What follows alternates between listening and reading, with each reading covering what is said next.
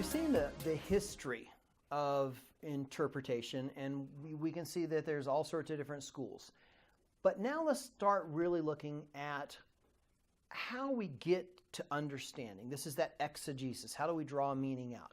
And we talked about in our introduction that we're going to have to bridge the gap in many different ways. And so in this lesson, our second lesson, we're going to be dealing with bridging the cultural gaps. And we can only give just sort of examples and understandings and some ideas of how to do that. But it's a very important thing. If you really think about it, even today we have to bridge cultural gaps. We talk about the generation gap. Or you walk into a world, or you're a country person, you walk into the city, you're a city person, you go out into the country, you experience quote-unquote culture shock. Because you're not really sure how things work. Everybody around you does, but you're kind of like, how do I interpret my actions? What do I say? Did I say the right thing? Did I say the wrong thing? What did I say was insulting? And if you move from one normal culture that you're in and you go to another geographic culture that's very different, you're going to experience even a wider cultural shock, and you're going to have to learn. And so we have to do this, again, all the time today, anywhere we navigate between old and young, city, country, one country to another country, one language, etc. It's normal. Well, the Bible is no different than that. We have books that were written, the most recent one 2,000 years ago, roughly, 1,900 years at least, and some of them 3,400, 3,700, 4,000, depending on, dating of different things, of when things happened. So we live in a Western society. These were written in an ancient Near Eastern society, or a Roman society, or Mid-Eastern society. So we've got at least 1,900 years worth of society and cultural differences, language differences. And when God is writing stuff, he's writing to those people so that they can understand it in their time and culture. Just like if we try to do today. We don't go quote Chaucer when we're trying to communicate to somebody, because nobody would understand what we're talking about. Because we couldn't communicate that way. You don't talk, as we've mentioned before, we don't talk about really technical theological things to 2-year-olds, because that would be inappropriate. They could not communicate. Conversely, you don't talk like a 2-year-old to seminary students. It's not going to communicate. We have to bridge the culture. We have to bridge those. So we're going to talk about some of those things. The other thing that's interesting is sometimes the same meaning or the same words can have different meaning in a different culture. And I could be wrong, but I believe this is true. So anybody who knows Chinese culture better than I do can correct me, but it's a good story anyway. If you get married in a more traditional Chinese culture, and you brought a black car, black limousine to take the bride and groom away, that would be very insulting, because black is not a happy color in those cultures. In us, it's a Western, it's a very elegant color stuff. You typically do white, but a lot of times you pick somebody up in a beautiful black limousine.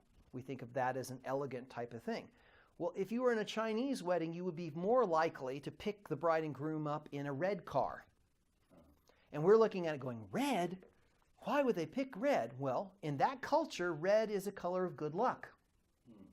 So you see it if you ever wondered why Chinese restaurants have a lot of red in them, good luck.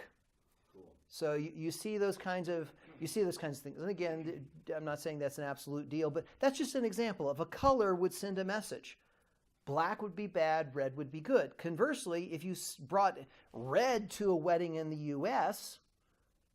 for the car, you kind of go, wow, what are they, kind of racy kind of people? What's going on? They're trying to be flashy. That's not very traditional looking. And we wouldn't associate it with good luck. We'd just more associate it with raciness or, fast life or that kind of a stuff. So just a color, something that simple in one society versus another can have a completely different meaning. So that's a kind of a gap we have to do.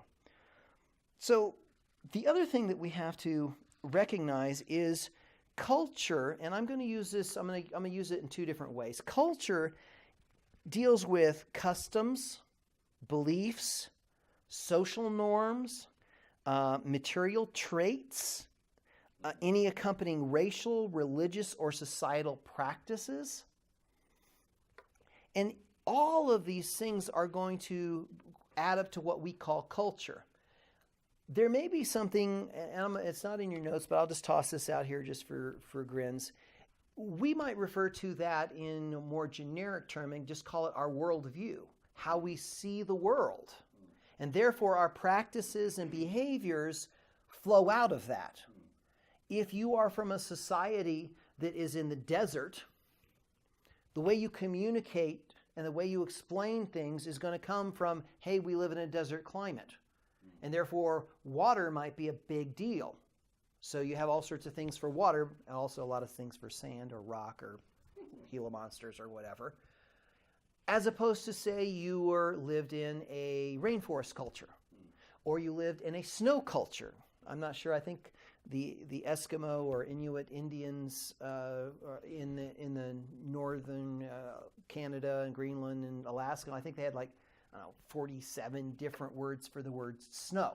We call it snow. If you live in Colorado, there's probably 8 or 10 varieties we use for what kind of snow it is.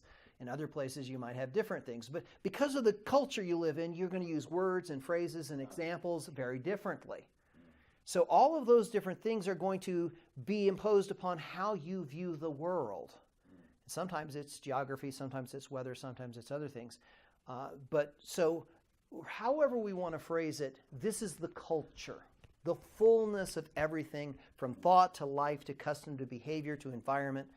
And we have to realize that communication is done within that environment.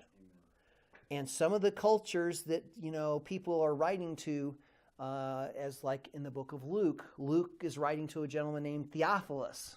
And Theophilus is a Greek guy. And Luke is a Greek guy. And Luke is a physician. So when he's writing Greek as a physician to another Greek. That's very different than Matthew as a Jew writing to a Jew. The way they're going to approach things, the way they're going to handle stuff, they're going to come at it a little bit differently, even though they're still communicating truth. So even in the scriptures, we see culture that has to come into play. So we have to bridge those gaps. And that's what we're going to look at next, is we're going to look at the varying kinds of gaps that we're going to have to bridge.